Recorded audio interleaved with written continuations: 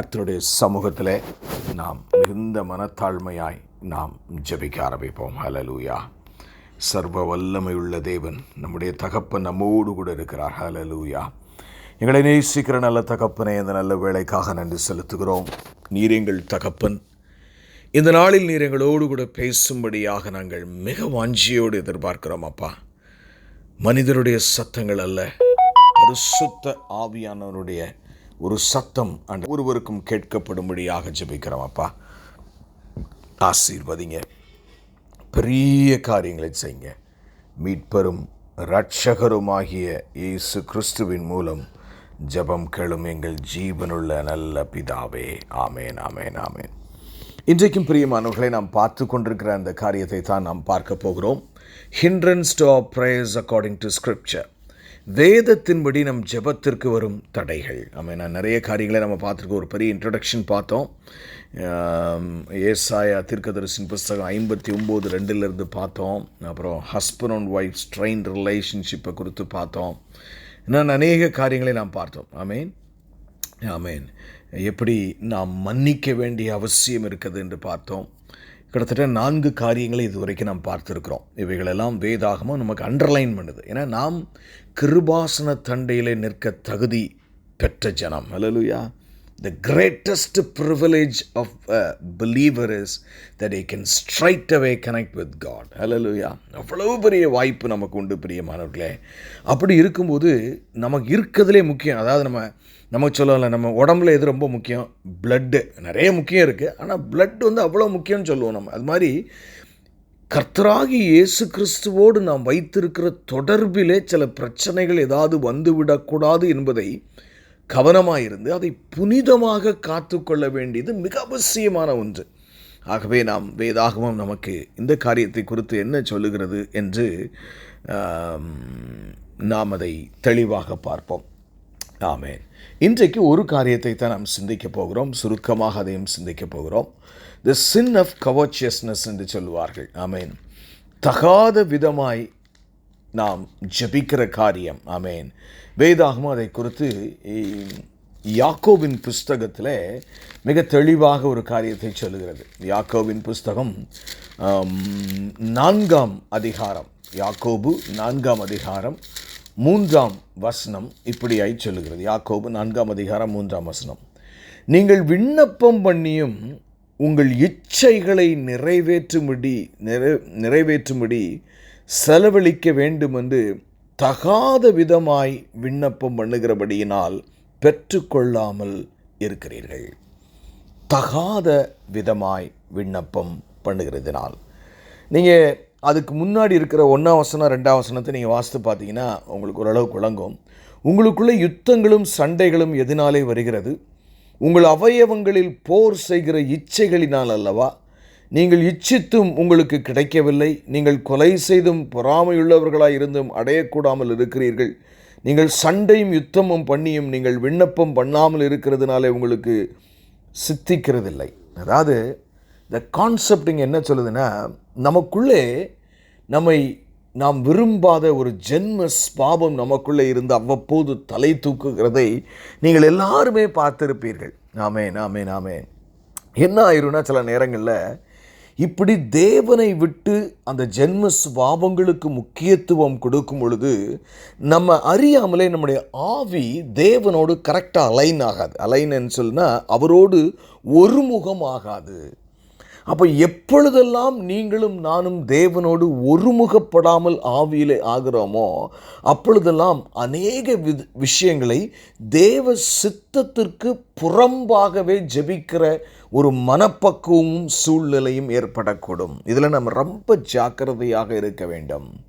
3ஆம் வசனம். நீங்கள் விண்ணப்பம் பண்ணியும் உங்கள் இச்சைகளை நிறைவேற்றும்படி செலவழிக்க வேண்டும் என்று தகாத விதமாய் விண்ணப்பம் பண்ணுகிறீர்கள். ஏதோ நம்ம ஆண்டவர் சொல்லுகிற காரியம் தகாத விதமாய்.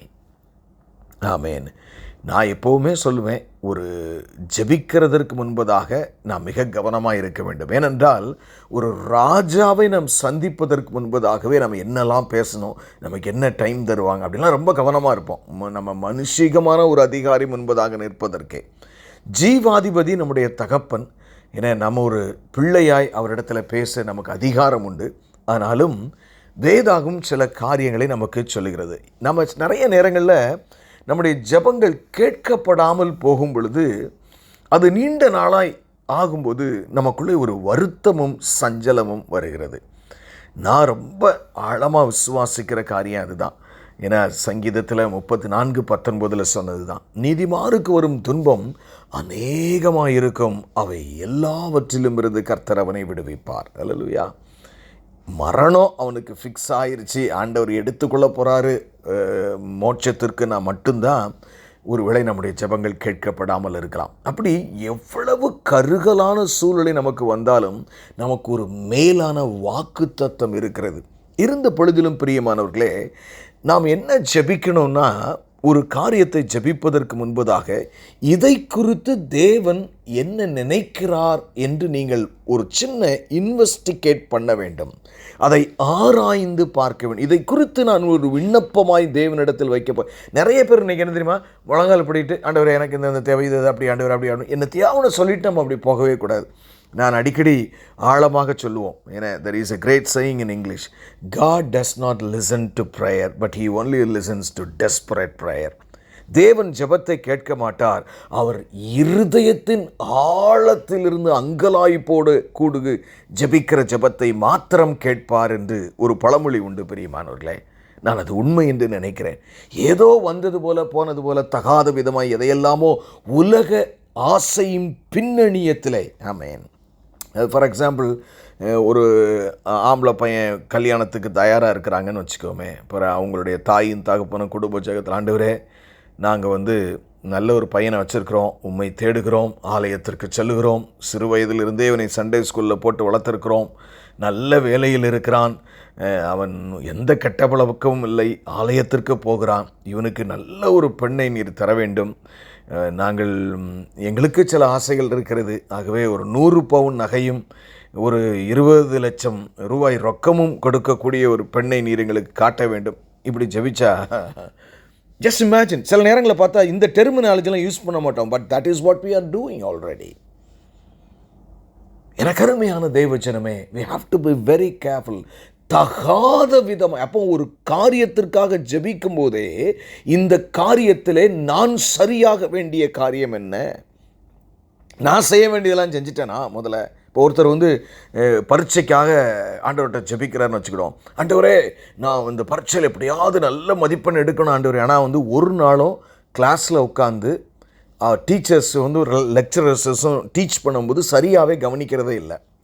அந்நேரம் வேறு எதையாவது யோசிக்கிறது, வேறு எதையாவது எழுதுறது, வேறு எதையாவது பார்த்துக்கிட்டு இருக்கிறது. திருப்பி வீட்டுக்கு வந்த பிறகு ஒரு நாளும் சரியாக படிக்கிறதில்ல, ஹோம்ஒர்க்கே பண்ணுறதில்ல. ஆனால் ஜெபம் மட்டும் ஆண்டவரே. See, this is the contradiction.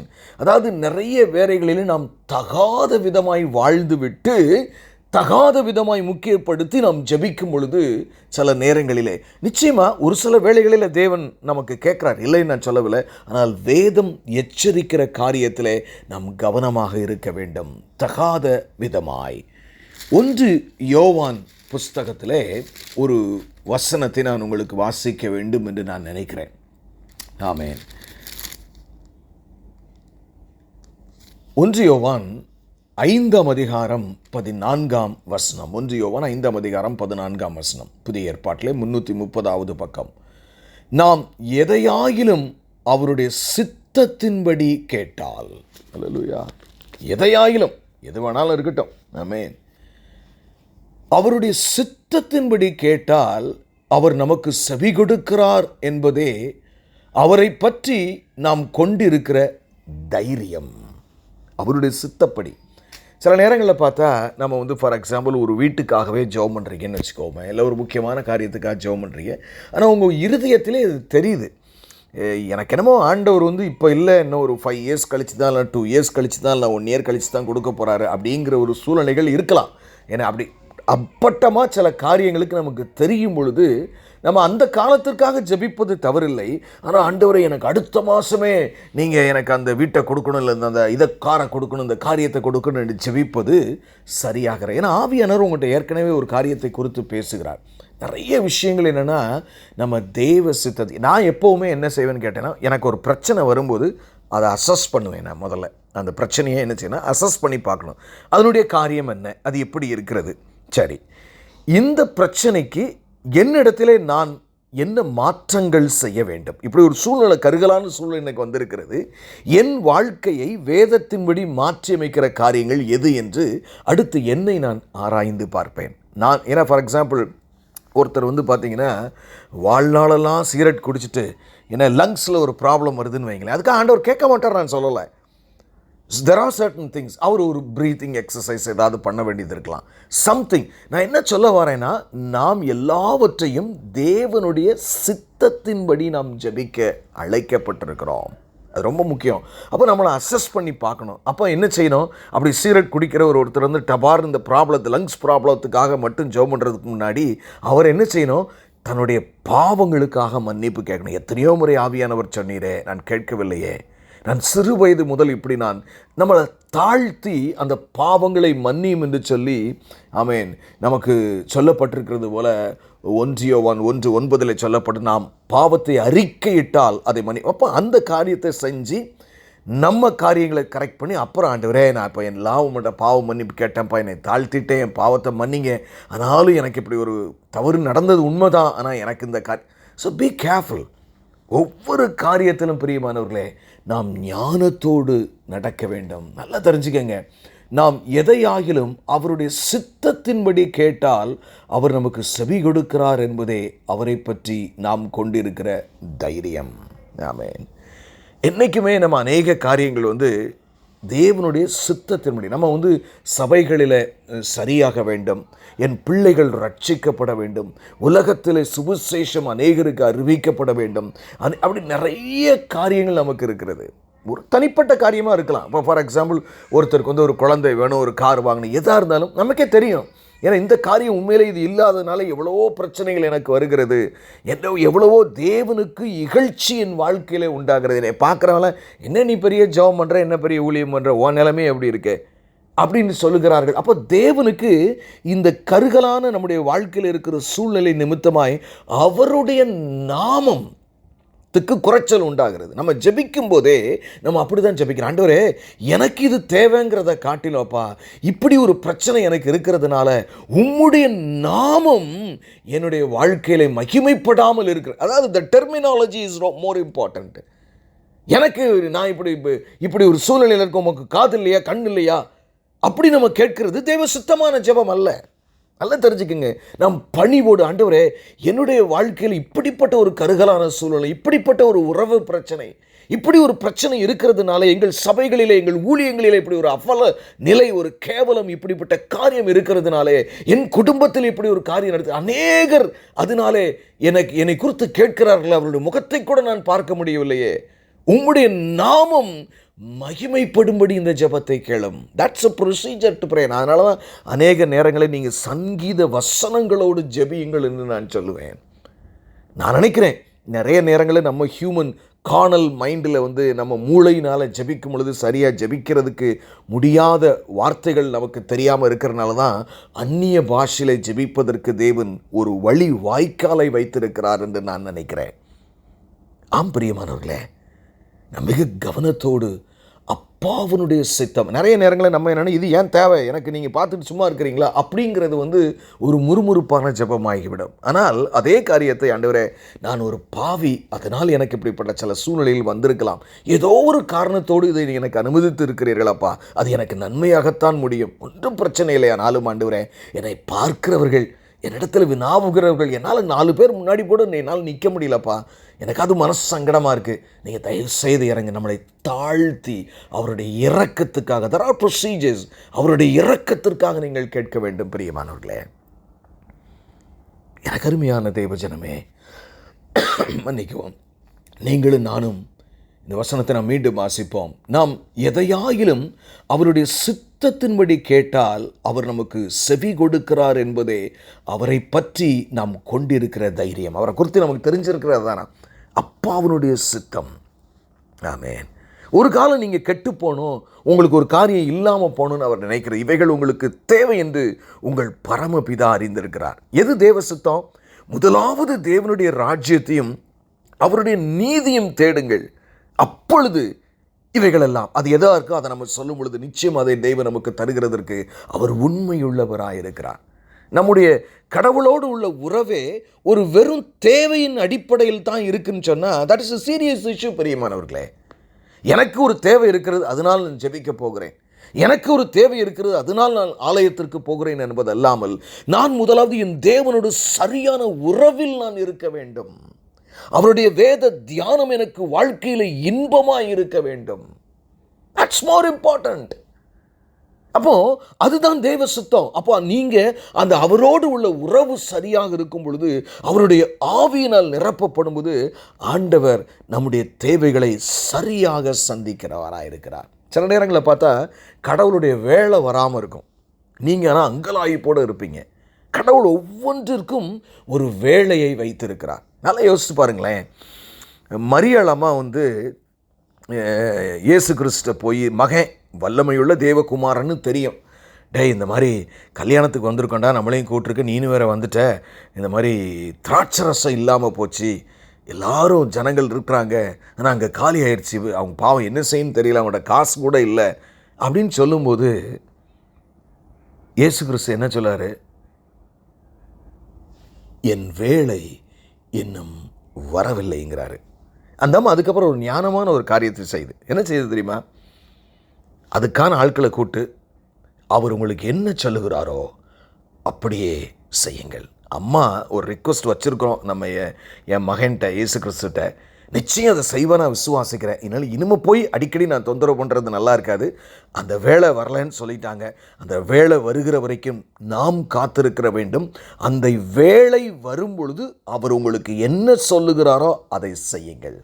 ஜெபத்திற்கு பதில் நிறைய நேரங்களில் பார்த்தீங்கன்னா அவர் என்ன சொல்லுகிறாரோ அதை செய்ய வேண்டும் என்ற உணர்வு. பிரியமானவர்களே, நான் எப்படி போகணும், நான் யாரை சந்திக்கணும், இந்த என்னுடைய வாழ்க்கையில் இருக்கிற பிரச்சனைக்கு நான் யாரிடத்திலே சொல்லுவது, என்ன செய்வது என்று தேவன் நம்மை வழி நடத்தும் வரைக்கும் காத்திருக்க வேண்டும். நம்ம அந்த நேரம் அங்கலாய்ப்போடு நாம் இருக்க வேண்டிய அவசியம் இல்லை. ஏன்னா உங்களுடைய வாழ்க்கை தேவனுடைய கைகளில் இருக்கிறது. பிரியமானவர்களே, உண்மைதான்.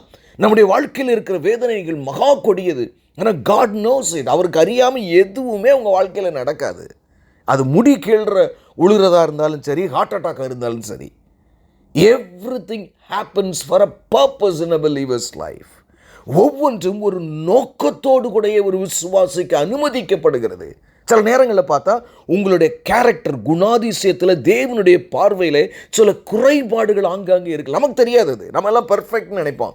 நம்ம என்றைக்குமே 4 காணிக்கை கொடுத்தோடனே நம்ம நீதிமான், ஒரு பிரசங்கம் பண்ணோன்னே பயங்கரமான ஊழியக்காரன், அப்படியெல்லாம் நம்ம இல்லவே இல்லை. பிரியமானவர்களே, கடவுளுடைய பார்வையிலே அவர் நம்முடைய இருதயத்தை அசஸ் பண்ணும் பொழுது ஆங்காங்கே ஒளிந்து கொண்டிருக்கிற காரியங்கள் இருக்கும். அப்போ அவைகள் சரியாகும்படி ஒரு பொறுமையை நமக்கு கொடுக்கும்படி சில நேரங்களிலே தேவன் நமக்கு உபத்திரவங்களை அனுமதிப்பது உண்டு. அந்த இடத்துல நம்ம தேவ சித்தத்தை அறிந்து நாம் ஜெபிக்க வேண்டும். ஆண்டவரே, நான் காத்திருக்கிறேன் ஐயா. அப்போ எப்படி ஜெபிக்கணும்?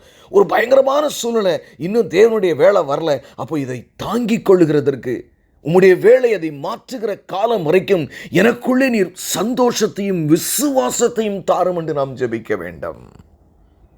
ஆண்டவர் அழகா சொன்ன. நம்ம எத்தனை பேர், நீங்களே யோசிங்களேன், நீங்கள் எத்தனை பேர் நான் சமாதானத்துக்காக ரொம்ப ஜெபம் பண்ணுறேன் பிரதர், அப்படி எத்தனை பேர் நீங்கள் சொல்கிறீங்க பார்ப்போம். நம்ம என்றைக்குமே ப்ராப்ளம் சால்வ் ஆகணுங்கிற ஒரே நோக்கத்தோடு தான் இருப்போம். நம்ம நல்லது, கண்டிப்பாக நம்மளோட பூரணமான சமாதானம் அந்த ப்ராப்ளம் சால்வ் பண்ணும்போது நமக்கு வருது. இல்லை சொல்லவில்லை பிரியமானவர்கள். ஆனால் நாம் என்ன செய்ய வேண்டும்? ஒவ்வொரு காரியத்திலும் தேவ சித்தத்தை உணர்ந்து, ஏன்னா இதுதான் டைம். நான் இன்றைக்கு கூட ஒருத்தரோடு நான் பேசிக்கொண்டது அப்போ தான் சொன்னேன், உங்களுக்கு ஒரு பிரச்சனை இருக்குது, கடவுளுடைய திட்டம் என்ன தெரியுமா? அந்த பிரச்சனையை நீங்கள் டைரெக்டாக டீல் பண்ண உங்களால் முடியல. அப்போ என்ன செய்யணும்? நீங்கள் தேவனோடு ஐக்கியப்பட வேண்டும். ஜெபத்திலும் வேத வாசிப்பிலும் பரிசுத்தவான்களின் ஐக்கியத்திலும் உபவாசத்திலும் ஆவியிலே ஜெபிப்பதிலும் ஐக்கியப்படும் பொழுது அவருடைய வல்லமை உங்களுடைய வாழ்க்கையிலே உங்களுடைய சரீரத்தில் இறங்கும். அதற்கு பின்பு அந்த வல்லமையை நீங்கள் பெற்ற பின்பு இயேசுவின் நாமத்தில் இந்த பிரச்சனையை என் குடும்பத்தை விட்டு என் வாழ்க்கை விட்டு போ அப்படி சொல்லும் போதே அதனுடைய காரியங்கள் நடக்கும். பிரியமானவர்களே, அப்படித்தான் வேதம் நமக்கு போதிக்கிறது. இதுதான் தேவ சித்தம். அந்த அவருக்கு என்ன, அவர் நினச்சா எதுனாலும் செய்யலாம் இல்லையா? யோசிச்சு பாருங்க. தண்ணீரை திராட்சரசம். யாருமே நம்ம என்ன நினச்சிருக்கலாம், இப்போ நீங்களும் நானாக இருந்தால் என்ன சொல்லுவோம், ஆண்டவர் வந்து திடீர்னு அந்த மணவாளனுடைய பர்ஸை திறந்தா திடீர்னு பார்த்தா ஒரு 50,000 ரூபா இருக்க பண்ணுவார், உடனே போய் கடையில் போய் அந்த திராட்சை ரசத்தை வாங்கிட்டு வரோமா, இப்படி தானே நம்ம ஹியூமனை நினச்சிருப்போம். யோசிச்சு பாருங்க, அந்த அம்மா கூட அப்படி நினச்சிருக்கலாம். மரியாள் கூட பணம் வந்துருச்சுன்னா அப்படியே ஓடி போய் வாங்கிட்டு வந்துடலாம், திடீர்னு கட்டுக்கட்டாக ஒரு வேளை கொடுத்தாலும் கொடுத்துருவார். தெரியல என்ன நடக்கும், சம்பந்தமே இல்லை பிரியமானவர்களே. அந்த வேலைக்காரர்களை மட்டும் கூப்பிடுறாரு, யாருக்குமே தெரியல. இந்த ஜாடிகளில் தண்ணியை நிரப்புங்கிறாங்க. யோசிச்சு பாருங்களேன், என்ன ரிலவன்ஸ் இருக்கு. ஆனால் இதுதான் தேவ சுத்தம். உங்களுடைய வாழ்க்கையில் சில நேரங்களில் உனக்கு விசுவாசம் வேண்டும் என்று சொல்லுவார், மிச்சம் எல்லாம் நான் கொடுத்துட்றேன். அதான் நம்முடைய வாழ்க்கையை அவர் பாதுகாத்து கொள்ளுவார். நாம் அவரோடு உள்ள உறவிலே நாம் ஜாக்கிரதையாக இருக்க வேண்டும். அதுதான் தேவ சித்தம். அப்படி நீங்கள் அவருடைய சித்தத்தை அறிந்து ஜபிக்கும் போது இம்மீடியட்டாக அந்த அம்மா அதனால் ஒரு ப்ரிகாஷன் சொல்லிச்சு, அவர் என்ன சொன்னாலும் நீங்கள் அப்படியே செஞ்சிருங்க. கடவுளுடைய வேலை வரல, பட் மரியாள் வாஸ் வெயிட்டிங். அந்த மணவாளன் வாஸ் வெயிட்டிங், காத்திருக்கிறார்கள் அந்த திராட்சை ரசத்துக்காக. இயேசு என்ன செய்வார் என்று அவர் கூல சொல்லிட்டார், என் வேலை இன்னும் வரவில்லைன்ட்டார். ஆனால் அவர் அங்கே தான் இருக்காரு.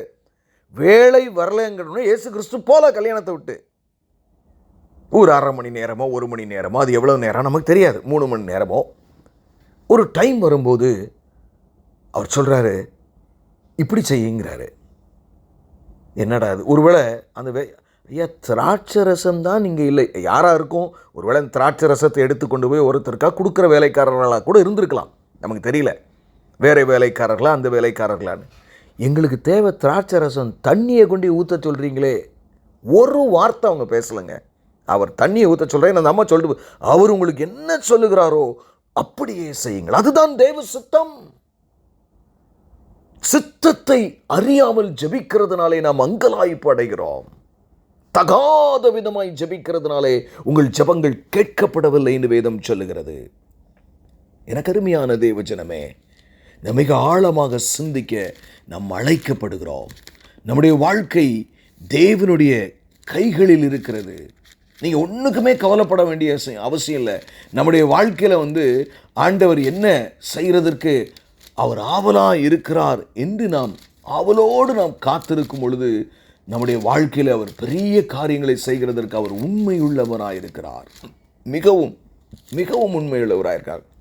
மீகாவின் புஸ்தகம், தீர்க்கதரிசியின் புஸ்தகம் 3ஆம் அதிகாரம் 4ஆம் வசனம் இப்படியாய் சொல்லுகிறது. மீகா தீர்க்கதரிசி பழைய ஏற்பாட்டிலே 3ஆம் அதிகாரம் 4ஆம் வசனம். அப்பொழுது அவர்கள் கர்த்தரை நோக்கி கூப்பிடுவார்கள், ஆனாலும் அவர்கள் தங்கள் கிரியைகளில் பொல்லாதவர்களானபடியினால் அவர் அவர்களுக்கு மறு உத்தரவு கொடாமல் தமது முகத்தை அக்காலத்திலே அவர்களுக்கு மறைத்து கொள்வார். எப்படியா? அதை நான் சொன்ன பார்த்தீங்களா, ஒரு பிரச்சனை வருது, அந்த பிரச்சனையில் தேவ சித்தம் என்ன, இந்த பிரச்சனையில் இவன் வாழ்க்கை மாறணும்னு ஆண்டவர் நினைக்கிறார். நல்லா யோசிக்கணும், கவனமாக கேளுங்க நான் சொல்கிறத. உங்களுக்கு ஒரு பிரச்சனை, ஆனால் நம்ம என்ன செய்கிறோம், ஒரு பிரச்சனை வந்த உடனே ஆண்டவரே எனக்கு அப்படி பிரச்சனையாக இருக்குது. டேய், நான் தான் அதை அனுபவிச்சிருக்கேன், ஒரு நோக்கத்தோடு அனுபவிச்சிருக்கேன். உன் வாழ்க்கையில் சில மாற்றம் வேணும். கிறிஸ்துவின் சாயல் உன்னிடத்தில் இல்லை. அப்போ என்ன அர்த்தம் அப்படின்னா, என்ன அர்த்தம், என் வேலை இன்னும் வரல அப்படின்னு அவர் சொல்கிறாருன்னா என்ன அர்த்தம், சில காரியங்கள் செய்யப்பட வேண்டும் உன் வாழ்க்கையிலே, உன் சூழ்நிலையிலே. எனக்கு அருமையானவர்களே, அந்த நேரம் தான் ஆவியானவர் உங்களை சொல்லுவார், இது உனக்கு முக்கியம், இது தேவை, இந்த காரியத்தில் இன்னும் கவனம் செலுத்தவில்லை, உன் வாழ்க்கையில் இன்னும் கோபம் இருக்கிறது, உன் வாழ்க்கையில் இன்றைக்கு இன்னும் அன்பு காணப்படவில்லை, இன்னும் உன்னுடைய வாழ்க்கையில் மன்னிப்பு இல்லை. மகனே, மகளே, நீ இன்னும் ஒரு கடின உழைப்பாளியாய் இல்லை, சோம்பேறியாய் நீ வாழ்கிறாய். எத்தனையோ சொல்லலாங்க. அது உங்களுக்கும் கர்த்தருக்கு இடையில உள்ள பர்சனல் காரியம், அதை நான் பிரசங்கிக்கவும் முடியாது, சொல்லவும் முடியாது. ஆனால் ஒன்று எனக்கு தெரியும், அந்த வசனம் சொல்லுது பாருங்க, என்ன அழகாக சொல்லுதுன்னு. ஆமேன், ஆமேன். எனக்கு அருமையான தேவஜனமே, அப்பொழுது அவர்கள் கர்த்தரை நோக்கி கூப்பிடுவார்கள். பிரச்சனை வரும்போது நான் கூப்பிடுவான், ஆமேன். ஆனாலும் அவர்கள் தங்கள் கிரியைகளில் பொல்லாதவர்களானபடியினால். இதை தான் நம்ம யாக்கோபு 4 வாசிக்கிறோம். நீ இச்சிக்கிற, நீ தகாத விதமாக கேட்குற. என்ன கேட்கணும் எப்படின்னு தெரியல. மாம்ச பிரகாரமான பிரயோஜனமற்ற காரியங்களை, அழிந்து போகிற காரியங்களை, அநேக காரியங்களிலே நமக்கு தேவையில்லாத காரியம் என்னென்னாலும் இருக்கலாம். ஏன்னா இங்கே ஆண்டவர் சொல்கிற காரியம், ஆண்டவருடைய பார்வையில் இந்த வசனம் என்ன சொல்ல தெரியுமா? மீகா 3:4, நீ இன்னுமே சரியாக என்கிட்ட கேட்கலாங்கிறார். என்ன ஆண்டவரே, நான் ஒரு பிரச்சனை இருக்குது உங்கள்கிட்ட முழங்கால் போட்டு ஜெபம் பண்ணுறேன். இல்லைடா, அந்த பிரச்சனை உனக்கு ஒரு காரணத்தோடு அனுமதித்திருக்கிறேன். நீ பிசாசை எதிர்த்து வாக்குத்தத்தங்களை பிடிக்க நீ செயல்பட நான் காத்திருக்கிறேன். தட் இஸ் த வே. அப்போ ஆண்டவருடைய பார்வையில் இந்த 4ஆம் வசனம் எப்படின்னா, உன் வாழ்க்கை சரியில் நீ தகாத விதமாய் வாழ்கிறாய், ஆகவே தகாத விதமாய் நீ கேட்கிறாய். நீ என்ன கேட்கணுன்னே உனக்கு தெரியல. ஆமென். சங்கீதத்தில் பாருங்க, அருமையான ஒரு 66ஆம் அதிகாரத்தில் ஒரு வசனத்தை நாம் காட்போம். இது கடவுளுடைய வார்த்தை. பிரியமானவர்களே, மிக மிக கவனமாக நீங்கள் கேட்கும்படி உங்களிடத்தில் மகத்தாழ்மையோடு கூட நான் கேட்டுக்கொள்கிறேன். நீங்கள் எந்த வேலை செய்து கொண்டிருந்தாலும் அதை நிறுத்திவிட்டு, இது இறைவனுடைய வார்த்தை. ஏன்னா நம்முடைய ஜெபங்களுக்கு எப்படிலாம் தடை வருகிறது என்பதை நாம் அறிந்திருக்க வேண்டும். சங்கீதம் 66ஆம் அதிகாரம் 18ஆம் வசனம் இப்படி சொல்லுகிறது. சங்கீதம் 66ஆம் அதிகாரம் 18ஆம் வசனம், என் இருதயத்தில் அக்கிரம சிந்தை கொண்டிருந்தேனானால் ஆண்டவர் எனக்கு செவி கொடார். அடுத்த வசனத்தை பார்த்தீங்கன்னா, மெய்யாய் தேவன் எனக்கு செவி கொடுத்தார், என் ஜெபத்தின் சத்தத்தை கேட்டார். அப்போ அவன் என்ன சொல்கிறான்னா, நான் உண்மையிலே அக்கிரம சிந்தை என்கிட்ட இல்லை. அக்கிரம சிந்தை அப்புறம் என்னதுன்னா, தேவனுக்கு அக்கிரம சிந்தனை என்ன? தேவனுக்கு பிரியமில்லாத சிந்தனை நிறைய தாட்டில் இருக்குது. என்னெல்லாம் தேவனுக்கு பிரியமில்லாது? பயம், அவிசுவாசம், அசுத்தம், காம விகாரம், பொறாமை, எரிச்சல், மன்னிக்க முடியாமை, அன்பற்று, எவ்வளவோ இருக்குங்க. நம்ம அதெல்லாம் பார்த்தீங்கன்னா, என்னமோ நம்மளை அறியாமல் நம்ம ரொம்ப நீதிமான் மாதிரியே நமக்கு ஒரு சிந்தனை. கண்டிப்பாக அவர் நம்முடைய பாவங்களை கழுவி இருக்கிறாரு, அதனால நம்ம நீதிமான். ஆமென், ஆமென். ஆச்சரியமாக இருக்கும். நம்ம ரோமர் 5 படிக்கும்போது கூட, நாம் அவருடைய பிள்ளைகள் என்ற அதிகாரத்தை பெற்ற ஜனம் என்று ஆவியானவரே நம்மோடு கூட சாட்சி எடுக்கிறான்னு இருக்கும். ஆனால் அதுக்கு முந்தின அதிகாரத்தை பார்த்தீங்கன்னா, நாம் அவருக்கு அடிமைகளாக இருக்கிறோம்னு. அப்போ நான் எடுத்துக்கிட்டேன், நாம் ஏற்கனவே நம்மை அடிமைகளாக அவருக்கு ஒப்பு கொடுத்துருக்கிறபடினாலே பிள்ளைகள் என்ற அதிகாரத்தை அவர் நமக்கு கொடுக்கிறார். நல்லா தெரிஞ்சுக்கிங்க பிரியமானவர்களே. என் இருதயத்தில் அக்கிரம சிந்தை கொண்டிருந்தால் என்ன ஆகுனா, தகாத விதமாக கேட்க சொல்லும். கரெக்டாக தேவனுடைய மைண்டை உங்களால் ரீட் பண்ணவே முடியாது. நல்லா தெரிஞ்சுக்கங்க, உங்களுக்கு தான் ஜெபத்தை கேட்பார். ஆண்டவரால் செய்ய முடியாது எதுவுமே கிடையாது. தண்ணீரை திராட்சை ரசமாக மாற்றணுமா? மாற்றுவார். ரத்தமாக மாற்றணுமா? மாற்றுவார். தண்ணியை அடக்கணுமா? அலைகளை அடக்குவார். தண்ணி மேலே நடக்கணுமா? நடப்பார். எல்லாமே செய்ய முடியுங்க அவரால். நம்ம கொஞ்சம் சீர்தூக்கி பார்க்கணும். சும்மா அழுது மட்டும் பிரயோஜனம் இல்லை. ஏன் என் வாழ்க்கையில் ஏதோ ஒரு காரியம் தேவனுக்கு பிரியமற்றதாக இருக்கிறதோ? ஒருவேளை உங்களுடைய விசுவாசம் கூட சோதிக்கப்படலாம், நமக்கு தெரியாது. That's an ideology. நிச்சயம் செய்வார். இப்போ நம்ம கேட்கலாம், ஏங்க ஆண்டவர் வந்திருக்காரு, வந்த இடத்துல திராட்சை ரசமே குறைவு விடாமல் பண்ணியிருக்க வேண்டியது தானே? அவர் தான் தெரியும்ல, கடவுள் தானே, மனுஷ அவதாரத்தில் தானே வந்தார். That's not God's plan. அது தேவ சித்தம் இல்லை. குறைவு படணும். குறைவு படுகிறதற்கு முன்பதாக யாருக்கு பாருங்கள், கரெக்டாக மரியாள் இடத்துல அந்த காரியம் எப்படி போகுதோ தெரியல. அதுக்கு பின்னாடி இந்த அம்மா பேசுனதாகவே பைபிளில் இல்லை. அவர் உங்களுக்கு என்ன சொல்ல, ஏன்னா அந்த அம்மாவையே தெய்வமாக மாற்றிடுவாங்கன்னு நினச்சாரோ என்னன்னு தெரியல ஆண்டவர். தவறு. அந்த அம்மா ப்ராட்டஸ்டன்ட் ரொம்ப கீழே போட்டோம், கத்தோலிக்கரு ரொம்ப மேலே தூக்கிட்டாங்க. ரெண்டுமே தப்புன்னு நான் நினைக்கிறேன். உலகத்திலேயே எந்த ஒரு ஸ்திரீக்கும் கிடைக்காத பாக்கியம் அந்த அம்மாவுக்கு கிடைச்சிச்சு. போகட்டும் பிரியமானவர்களே.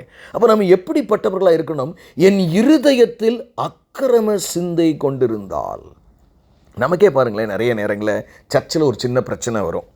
ஒரு கமிட்டி பிரச்சனையாக இருக்கலாம், இல்லை நமக்கு வேண்டிய வேண்டாதவர்களுடைய இருக்கலாம். ஒரு குழுவிலே எடுத்துக்கங்க, ஒரு ஊழியத்திலையோ ஒரு சபையிலையோ இல்லை நம்ம குடும்பத்துக்குள்ளேயோ ஒரு சிலர் உங்களுக்கு பிடிக்காது. அப்போ பிடிக்காதுன்னு எதாக இருந்தாலும் பார்த்தீங்கன்னா, நம்மளை அறியாமலே அவங்க சொல்கிறதுக்குலாம் அப்போஸ் பண்ணியே தான் நம்ம பேசிக்கிட்டு இருப்போம். அது அரசியலில் கூட இருக்கலாம். நாட் நெசசரிலி கர்த்தர் அதில் என்ன சித்தம் வச்சுருக்கிறார் நமக்கு தெரியாது. நிறைய பேர் ஈவன் நம்ம கோவிட்ல கூட இதில் காட்ஸ் பிளான் என்ன அதை யாருமே பார்க்கல. No one gave ear to that. அதை குறித்து காது கொடுத்து கேட்கல. ஆண்டவரே எங்களுக்கு அதை கொண்டு. நிச்சயமாக அவரால் செய்ய முடியாத ஒரு காரியம் கிடையாது. அற்புதங்களின் தேவன். அப்போ ஒவ்வொரு காரியத்திலும் நாம் ஜெபிக்கும் பொழுது தேவ சித்தை ஒன்னே நீ கரெக்ட் பண்ணணுமா, ஏதாவது இவ்வளவு ஒன்று வருதே, இவ்வளவு நாளும் இது தாமதிக்குதே, நம்ம ஆண்டவர் சமூகத்தில் உட்கார, ஆண்டவரே ஒன்று எனக்கு நான் என்னுடைய வாழ்க்கையில் ஏதாவது தவறு இருந்தால் அதை எனக்கு வெளிப்படுத்துங்க, இல்லைன்னா இது ஏன் எனக்கு தாமதிக்கப்படுதுங்கிறதையாவது தெரியணும்ல. நமக்கு நம்ம வாழ்க்கையில் ஒரு காரியம் வரலைன்னா அட்லீஸ்ட் வி ஷுட் நோ. அப்போ ஆண்டவர் சொல்லுவார், நான் உனக்கு வாக்குத்தத்தம் கொடுத்துருக்கேன், என் வேலை வரலை, உன் காலங்கள் என் கரத்தில் இருக்குன்னு நிச்சயம் செய்வேன். ரைட்டு, சந்தோஷமும் நம்ம காத்திருக்கலாம். விரக்தியோடு நாம் காத்திருக்க வேண்டிய அவசியம் இல்லை பிரியமானவர்களே. ஆச்சரியமான காரியம். இன்னொரு காரியத்தை நான் உங்களுக்கு வாசிக்கிறேன் பாருங்க. ஏன்னா நம்ம தகாத விதமாக கேட்குறதே நம்முடைய வேலையாகவே போயிடுது. யார், நீங்களும் நானும் மட்டும் இல்லைங்க, சீஷர்களே அப்படி தான் கேட்டிருக்காங்க. ஏன்னா மார்க்கில் சுவிசேஷம் 10ஆம் அதிகாரத்தில் 35ஆம் வசனத்திலேருந்து நான் வாசிக்கிறேன், கவனமாக கேளுங்க, அதை வாசித்து நம்ம முடிப்போம். மார்க் 10ஆம் அதிகாரம் 35ஆம் வசனம். அப்பொழுது செபதேயுவின் குமாரனாகிய யாக்கோபும் யோவானும் அவரிடத்தில் வந்து, போதகரே, நாங்கள் கேட்டுக்கொள்ளப் போகிறதை நீர் எங்களுக்கு செய்ய வேண்டும் என்று விரும்புகிறோம் என்றார்கள். ஒரு ப்ரேயர் ரிக்வெஸ்ட்டை ஏசாமிட்ட வைக்கிறாங்க. அல்லேலூயா. மரியாள் வச்ச மாதிரி இங்கே வைக்கிறாங்க. நல்ல கவனிங்க, ஏன் நீர் எங்களுக்கு செய்ய வேண்டும். உடனே அவர்களை நோக்கி, நான் உங்களுக்கு என்ன செய்ய வேண்டும் என்று விரும்புகிறீர்கள் என்று கேட்டார். யார்? இயேசு கிறிஸ்து. அதற்கு அவர்கள், உமது மகிமையில், ஏன்னா அவர் கடைசி காலத்தை குறித்து அவருடைய காரியங்களை குறித்து சொல்லிக்கொண்டு வருவார், மரணம் காரியங்களை சொல்லிக்கிட்டு இருக்கும்போது, சரி இப்போ இவர் மீண்டும் மகிமை அடைஞ்சிருவார் அப்படிங்கிறத வச்சு மோட்சத்துக்கு போயிடுவாருங்கிற விசுவாசத்தால் அவங்க கேட்குறாங்க பாருங்க. என்ன கேட்குறாங்கன்னு, நம்மளை மாதிரி மாமிச பிரகாரமாலாம் அவனும் கேட்கல. ஆண்டவரே, நீங்கள் எவ்வளோ நாளைக்கு எங்களோட இருப்பீங்கன்னு தெரில, நீங்கள் போகிற மாதிரி சொல்கிறீங்க, எங்களுக்கு மட்டும் இவ்வளோ நாள் உங்கள்கிட்ட இருந்திருக்கோம், ஒரு 2 பங்களா மட்டும் எங்களுக்கு கொடுத்துருங்க, எப்படியாவது கிடைக்கிற மாதிரி பண்ணுங்கள், நாங்கள் ஒரு வியாபாரத்தை ஆரம்பித்து பிழைச்சிக்கிறோம், நீங்கள் இவ்வளோ நாள் உங்களை நம்பி பின்னாடி வந்தோம், இப்படிலாம் அவங்க கேட்கல. என்ன கேட்குறாங்கன்னு பாருங்கள். அவர்களை நோக்கி, நான் உங்களுக்கு என்ன செய்ய வேண்டும் என்று இருக்கிறீர்கள் என்று கேட்டார். அதற்கு அவர்கள், உமது மகிமையிலே, உங்கள் மகிமையிலே, அதாவது நீங்கள் மகிமையில் வரும்போது, எங்களில் ஒருவன் உமது வலது பார்சத்திலும் ஒருவன் உமது இடது பார்சத்திலும் உட்கார்ந்திருக்கும்படி எங்களுக்கு அருள் செய்ய வேண்டும் என்றார்கள். பரலோக ராஜ்யத்தில் நீங்கள் வரும்போது உம்ம சிங்காசனத்தில் ரைட் சைடு நான் தான், லெஃப்ட் சைடு யோவான் தான். ஆமேன், ஆமேன். என்ன கேட்குறாங்கன்னு பாருங்கள். ஆமேன். யாக்கோபும் யோவானும் அவர்கிட்ட கேட்குறாங்க. யாக்கோபு ரைட்டுன்னா யோவான் லெஃப்ட், இல்லைன்னா யோவான் ரைட்டுன்னா நான் லெஃப்ட்டு, உங்கள் சிங்காசனத்தில் மகிமையில் நாங்கள் 2 பேரும் தான் இருக்கணும். அவன் என்னென்னா ஞானமாக கேட்குறாங்களாம். இப்போவே ஆண்டவர்கிட்ட நமக்கு நேராக நிற்கும் போது ஒரு பிடித்தரத்தை வாங்கிடுவோம் நம்மன்னு. என்ன சொல்கிறாருன்னு பாருங்கள். இயேசு அவர்களை நோக்கி, நீங்கள் கேட்டுக்கொள்ளுகிறது இன்னதென்று உங்களுக்கு தெரியவில்லை. அல்லேலூயா. பிரியமானவர்களே, இதில்னா நான் ஒரு 3 மணி நேரம் பேசணும்னு நான் ஆசைப்பட்றேன். நீங்கள் கேட்டுக்கொள்ளுகிறது என்னதென்றே தெரியவில்லை.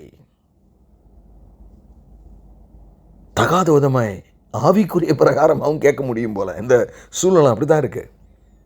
நீ கேட்டுக்கொள்ளுகிறது என்னதென்று உனக்கு தெரியவில்லை. நான் குடிக்கும் பாத்திரத்தில் நீங்கள் குடிக்கவும், நான் பெரும் ஸ்தானத்தை நீங்கள் பெறவும் உங்களால் கூடுமா என்றார்கள். என்னை மாதிரி சிலுவையில் மறிக்க முடியுமா அப்படின்னு கேட்குறாரு. அதற்கும் அவங்க விடலை. நல்லா பாருங்க. அதற்கு அவர்கள் கூடும் என்றார்கள். ஏன் எங்களாலாம் முடியும்? அவங்களுக்கு என்ன பேசுகிறோன்னே தெரில. நிறைய நேரங்களில் நம்ம விசுவாசிகள் பைபிளும் தெரியாது, சூழ்நிலையும் தெரியாது. அதாவது என்றைக்குமே பிரியமானவர்களே, நீங்கள் ஜெபிக்கும் போது ஒன்று காரியம் உங்களுக்கு சொல்லித்தரேன். There is a smaller picture and there is a bigger picture. ஒரு சின்ன படமும் அதன் பின்னாடி ஒரு பெரிய படமும் இருக்குது. இந்த பெரிய படத்தின்படி தான் தேவன் செயல்படுவார். நமக்கு தெரியறதெல்லாம் சின்ன படம், அதாவது நம்முடைய சூழ்நிலை, நம்முடைய வேதனை மட்டும். இதனுடைய பின்னணியும், யோபுவுக்கு தேவன் எதனால் இந்த உபத்திரவ காலத்தை அனுமதித்தார் என்று சபை கூடும் பொழுது அங்கே மோட்சத்தில் நடந்த காரியம் யோபுவுக்கு தெரியாது. உங்களுக்கு எனக்கு தெரியும், ஏன்னா பைபிளில் எழுதியிருக்கு, நம்ம முன்னாடி வாசிட்டோம். ஆனால் யோபுவின் அந்த சோதனையின் காலத்தில் அந்த பைபிள் எழுதப்படலை. யோபு இந்த புஸ்தகம் எழுதப்படலை. He was unaware of that. இன்றைக்கு நாமுக்கு எதற்காக யோபுவின் புஸ்தகம் எழுதப்பட்டிருக்கிறது? என்ன என்னுடைய பிரச்சனையின் பின்னணியம் என்ன? சத்துருவா, மனிதர்களா, என் பாவமா? ஏன்னா நீங்கள் துன்பத்திலையும் கவலையிலையும் இருக்கணும்னு தெய்வம், உண்மையான உங்களை நேசிக்கிற தெய்வம், அதையும் தாண்டி, ஏன்னா நம்ம சில நேரம் பாருங்களேன், சின்ன பிள்ளைகளை காய்ச்சல் ரொம்ப இருக்கும், தாய் அந்த பிள்ளைய மகனை அவ்வளவு நேசிக்கும். ஆனால் டாக்டர்கிட்ட தூக்கிட்டு போவோம். எதுக்கு போனவுடனே சொல்லுவோம், இவனுக்கு எப்படியா ஒரு ஊசியை போடு. அந்த ஊசி அந்த பையனுக்கு, அவன் ஊசியை கண்டாலே கதறுவான். கதற பிடிச்சி வச்சு பட்டக்ஸில் ஒரு ஊசியை போட்டுருவாங்க. ஏன்? வேதனை இருந்தாலும் பரவாயில்ல, இவன் நல்லானா சரிதான். அப்படித்தான் இயேசு உங்களுடைய வாழ்க்கையில் சில நேரங்களிலே செய்கிறார். என்னுடைய பின்னணி நமக்கு தெரியாது. அது தெரியாமல் தான் ஆண்டவரை குறித்து நாம் கோபிக்கிறோம் அநேக சமயம். ஏன் எனக்கு இது நடந்தது? ஏன் எனக்கு தாமதமாகிறது? தேவனுடைய சித்தம் என்னதென்றே அறியாமல் இருப்போம். பாருங்க, ஆனாலும் என்ன சொல்றாரு? அதற்கு அவர்கள் கூடும் என்றார்கள். இயேசு அவர்களை நோக்கி, நான் குடிக்கும் பாத்திரத்தில் நீங்கள் குடிப்பீர்கள், நான் பெரும் ஸ்நானத்தை நீங்கள் பெறுவீர்கள். ஒருவேளை நீங்கள் அப்படி கேட்டனால அது கூட உங்களுக்கு நடந்துடும். ஆனாலும் என் வலது பார்சத்திலும் என் இடது பார்சத்திலும் உட்கார்ந்து இருக்கும்படி எவர்களுக்கு ஆயத்தம் பண்ணப்பட்டிருக்கிறதோ அவர்களுக்கே அல்லாமல் மற்ற ஒருவருக்கும் அதை அருளுவது என் காரியம் அல்ல. இவங்க நினைக்கிற மாதிரி அது சாதாரண இடம் இல்லைங்க. அல்லேலூயா. அது இல்லையா, என்கிட்ட இருக்கிறது என்னுடைய காரியம் இல்லைங்கிறாரு. அதுக்கு நிறைய standards. I mean, I don't know. You think through, you meditate your Bible. பிரியமானவர்களே, என்னுடைய இடது பார்சத்திலும் வலது பார்சத்திலும் என் இடது பார்சத்திலும் உட்கார்ந்து இருக்கும்படி எவர்களுக்கு ஆயத்தம் பண்ணப்பட்டிருக்கிறதோ, ஆமென், ஏற்கனவே ஆயத்தம் பண்ணப்பட்டாச்சின்னு அர்த்தம். ஆமென். அதுக்கு அவங்க தகுதியாகவும் வருவாங்க. ஆமென். அவர்களுக்கே இல்லாமல் மற்றொருவருக்கும் அதை அருள்வது என் காரியம் அல்ல. அப்போ பாருங்க, அடுத்து மற்ற 10 பேரும் அதை கேட்டு யாக்கோபின் மேலும் யோவானின் மேலும் எரிச்சலான, ஏன்னா இப்படி போய் கேட்டுக்கிட்டு இருக்கேன் ஆண்டவர்கிட்டன்னு. ஜஸ்ட் இமேஜின், தகாத விதமாய் கேட்டார்கள். பிரியமானவர்களே, நீங்கள் கொஞ்சம் சீர்தூக்கி பாருங்கள், என்னுடைய வாழ்க்கையில் நான் எதாயிலும் தகாத விதமாய் நான் கேட்கிறேனா என்று. ஏன்னா ஒரு மனுஷனை கூட நம்ம அந்த ஒரு வசனத்தையும் பார்த்து நம்ம முடிப்போம். ஒரு மனுஷன் தகுந்த விதமாக உன்னை கேட்குறான். ஆமேன், ஆமேன். ஒரு மனுஷன் தகுந்த விதமாக உன்னை கேட்குறான். 1 ராஜாக்கள் 3ஆம் அதிகாரம் 11ஆம் வசனம். அதை சொன்ன இன்னும் கொஞ்சம் ஃபிட்டிங்காக இருக்கும்னு நினைக்கிறேன். 1 யோவான் 3ஆம் அதிகாரம் 11ஆம் வசனம். கவனமாய் கேளுங்கள் பிரியமானவர்களே. ஆகையால் சாலமோன் இந்த காரியத்தை கேட்டபோது அவருடைய பார்வைக்கு உகந்த விண்ணப்பமாக இருந்தது. அப்போமே நல்லா தெரிஞ்சிட்டிங்களா? நீங்கள் ஆண்டவரோடு வைக்கிற விண்ணப்பம் உகந்ததாகவும் இருக்கலாம், உகந்தது இல்லாமையும் போகலாம். ஐ மீன், ஆண்டவர் அதை உகந்ததான்னு சொல்கிறாரு சாலமோன் இதை. ஆகையால் தேவன் அவனை நோக்கி, நீ உனக்கு நீடித்த நாளை கேளாமல், அப்ரிஷியேட் பண்ணுறாரு பாருங்க. ஆமென். ஐஸ்வர்யத்தையும் கேளாமல், உன் சத்துருக்களின் பிராணனை கேளாமல், நீ இந்த காரியத்தையே கேட்டு, அதாவது ஞானத்தை தாரோன்னு கேட்டதுனால நியாயம் விசாரிப்பதற்கு ஏற்ற ஞானத்தை உனக்கு வேண்டிக் கொண்டபடியினால் உன் வார்த்தையின்படி செய்தேன். அல்லேலூயா. எப்படி ஞானமாக ஜெபம் பண்ணி சாலமோன் வாங்கியிருக்கான்னு பாருங்க. எனக்கு அருமையான தேவஜனமே, நீங்கள் கொஞ்சம் உங்கள் வாழ்க்கையை சீர்தூக்கி பாருங்கள். உங்கள் பிரச்சனையில் தேவ சித்தம் என்னன்னு சீர்தூக்கி பாருங்கள். நாம் தகாத விதமாய் ஜெபிக்காமல், அவன் நாசமாக போகணும், இவன் ஏதோ எனக்கு இப்படி வச்சு, நிறைய பேர் அப்படி தான். நமக்கு சில நேரம் படிப்புகளில் மிச்ச இடங்களெல்லாம் நம்ம வேலை பார்க்குற இடத்துல யாராவது நமக்கு விரோதமாக வருவாங்க. இதெல்லாம் நடக்கிறது உண்டு. இல்லை பக்கத்து வீட்டுக்காரன் வருவான், உடனே நம்முடைய எரிச்சல் என்னன்னு, நம்மகிட்ட நியாயம் இருக்கும், அவன்கிட்ட தான் நீதி இருக்கும், அவன் நாசமாக போகணுன்னு ஒரு எண்ணத்தில் இருந்தான். That's not a right kind of thinking. அந்த அடிப்படையில் ஒரு ஜெபம் பண்ணுறீங்கன்னு வைங்களேன், அது தகாத விதமான கேள்வி. ஆண்டவரே அப்படி சொல்லாமல், ஆண்டவரே நான் அவனை நேசிக்கிறேன், அது அவனுக்கு புரியல, அவன் பிள்ளைகள் நல்லா இருக்கட்டும்ப்பா, அவனை ஆசீர்வதிங்க, எப்படியாவது அவனை ஏற்றுக்கொள்ள உதவி செய்யுங்க, அவனுடைய தவறை அவன் உணரும்படி அவனுக்கு உதவி செய்யுங்க, நான் பொறுமையோடு காத்திருக்கிறேன், நான் எடுத்தோன்னே போலீஸ் ஸ்டேஷன் போக மாட்டேன், எடுத்தோன்னே கோர்ட்டுக்கு போக மாட்டேன், நான் கவனமாக இருப்பேன். எப்படிலாம் நம்ம இன்றைக்கி சபைகளில் 1008 கேஸு கோர்ட்டில் பெண்டிங்காக இருக்குது. அதுக்கப்புறம் பார்த்தா ஒரு ஆன்லைன் ப்ரேயரில் அதுக்கு ஜெபமும் நடக்கும். தகாத விதமாக கேட்குறான். அங்கே கோர்ட்டுக்கு போகக்கூடாதுன்னு வேதம் தெளிவாக சொல்லுது நமக்கு. உங்களுக்குள்ளே நீங்கள் சால்வ் பண்ணணும்னு சொல்லுது. யோசித்து பாருங்கள் பிரியமானவர்களே, நம்முடைய வாழ்க்கையிலே தகாத விதமாய் ஜெபிக்கும் பொழுது நம்முடைய ஜெபத்திற்கு தடை வருகிறது. கண்களை மூடி நாம் ஜெபிப்போம். எங்களை நேசிக்கிற நல்ல தகப்பனே, இந்த நல்ல வார்த்தைக்காக நன்றி செலுத்துகிறோம். நீர் எங்களோடு கூட இருந்து எங்களுக்கு ஆலோசனை தருகிறேன். நாங்கள் எப்படி ஜெபிக்க வேண்டும், எங்களை ஆயுத்தப்படுத்த வேண்டும் என்று எங்களுக்கு சொல்லியிருக்கிறீர். அப்பா, நீர் பெரிய காரியங்களை செய்யும். இந்த வார்த்தையை கேட்கிற ஒவ்வொருவர்களும் இதை புரிந்து ஆண்டவரே, உம்முடைய சித்தத்தின்படி ஜெபிக்க நீர் அவர்களுக்கு அருள் தாரும். அவர்களுடைய ஜெபத்தை கேளும். மீட்பெரும் இரட்சகருமாகிய இயேசு கிறிஸ்துவின் மூலம் ஜெபம் கேளும் எங்கள் ஜீவனுள்ள நல்ல பிதாவே.